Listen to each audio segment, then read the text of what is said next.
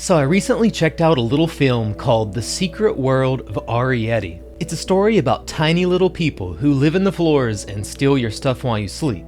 Or borrow it, so to speak. This secretive species of explorers, known as borrowers, sustain themselves by quietly taking items small enough that humans won't miss them. We do, however, get a hint of world building later on that there are also hunters among the borrowers, all of which engage in varying degrees of nomadic lifestyles. And then there's this dude, our token human MC-kun. He's got that mysterious anime illness that leaves him mostly bedridden, and so he's recently moved into the very same rural countryside home that our titular borrower Arrietty lives underneath, presumably to escape the dirty city air like so many Ghibli characters before him. Now, Arrietty is one of the many Ghiblis that wasn't directed by Hayao Miyazaki or Isao Takahata. Although Miyazaki is credited with planning, this film was actually directed by Hiromasa Yonebayashi, who also directed When Marnie Was There, as well as Mary and the Witch's Flower. He's also credited for providing key animation on nearly a dozen other Ghibli films as well.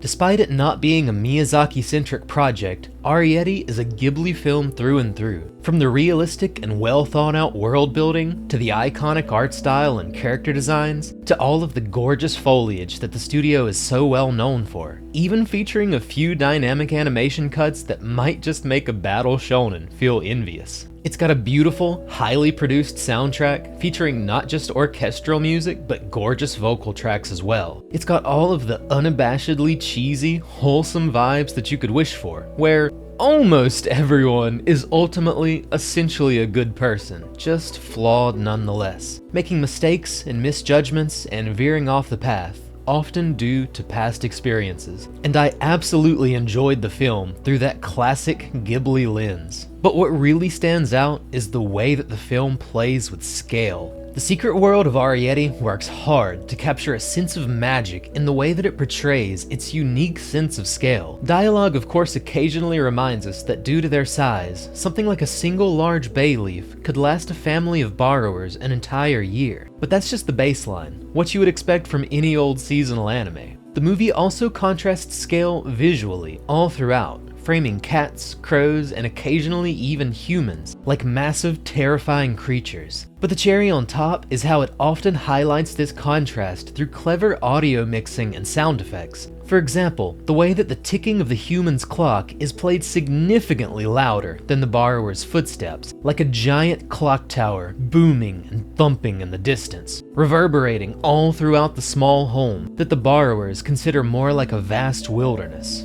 With both audio and visual in clever combination, the simple swaying of what is in reality, ironically, a small, sickly human's arm is made to both look and sound larger than life, using the kind of visual framing and sound design that you would usually only expect from something like a kaiju movie. With all that at play throughout, this cozy little house and garden out in the boonies becomes a living, breathing world full of small, everyday objects turned into giant set pieces, and small animals turned into giant creatures. More than anything, it quite reminded me of the way that those old Army Men games made me feel as a kid. Something as small, quaint, and arguably mundane as a standard kitchen becomes a massive, magical world full of mystery for the borrowers to traverse, harvest, and engage in tactical espionage throughout. While watching, I often found myself pressing pause and pondering what all of the little everyday objects that the borrowers were making use of, as furniture, meals, and tools and the like, might have originally been. These small flowers, which I believe are held by the hollow tips of pin casings and hung on their walls by twist ties, for example. Or Arrietty's vanity mirror, which appears to actually just be one of those compact little makeup mirrors that people usually carry around in their pockets or their purses. The closest thing that Arrietty has to a weapon is a small sewing pin, which she sheathes by simply sliding straight into the fabric of her skirt. In the place of an umbrella, she uses plain old leaves, which might also be a nod to Totoro. I think her hair is also tied up using a sewing clip, which is probably the smallest thing that she could find, and yet it still looks massive on her head. which is absolutely adorable, of course. Their lights are clipped onto their backpacks using safety pins, and judging by the consistent theme of sewing accessories and stationary tools, I'm assuming that their climbing ropes are probably actually supposed to be some kind of heavy-duty thread as well. I think their knapsacks and backpacks themselves, on the other hand, might be cloth change pouches, maybe? I'm obviously doing some guesswork on some of these, and many of my guesses might be totally wrong, but with the level of thought that they've clearly put into these details, I couldn't help but try and figure these out as the film rolled on. Little details like this are also reflected in the environment of the home itself and the ways that the borrowers navigate it. Bridges are made out of nails and rulers. Ladders are made out of staples. They scale walls using thin strips of what appear to be adhesive Velcro. Even a simple task like pulling a single piece of tissue out of a box requires the father and daughter's coordinated efforts, once again reflecting this unique sense of scale quite well. But I'll stop with the examples there, lest this video turns into nothing more than a long list of everyday objects. I think you'll notice if you watch the movie for yourself that an immense amount of thought was put into including all sorts of neat little details like this, through the script, the visuals, and the audio, all working in tandem. As for the story itself,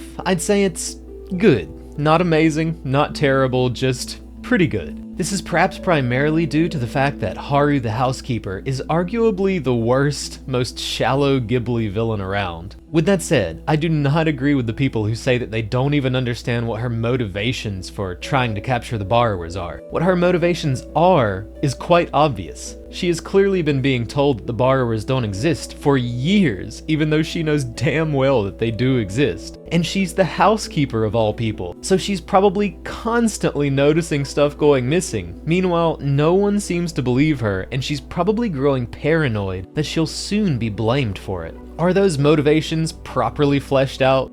Not really. Do those motivations justify the extreme nature of her actions? Absolutely not. Ultimately, she is basically just a basket of anime villain tropes fueled by the trauma of past doubt and rejection. And her mustache-twirling evil is probably a bit too cartoonish to ever be taken seriously by most people, especially when she's inevitably going to be compared to so many of the other great Ghibli antagonists. The ending, however, no spoilers, but I really appreciated just how refreshingly honest it was. Is it optimistic? Absolutely, but it's also very much bittersweet, and not by way of some overly sappy emotional gut punch, but instead just a simple little reminder that life doesn't always work out quite the way that you expected. Will that ending land for everyone? Probably not. I don't think that it's exactly flawless in its execution of that idea, but I found it incredibly refreshing nonetheless. I've seen some people call it a more realistic take on a Tinkerbell type story, and I can definitely see that perspective. It's positive, but it doesn't lie to you or indulge in unrealistic fantasies about how the world, with its many complex relationships, works.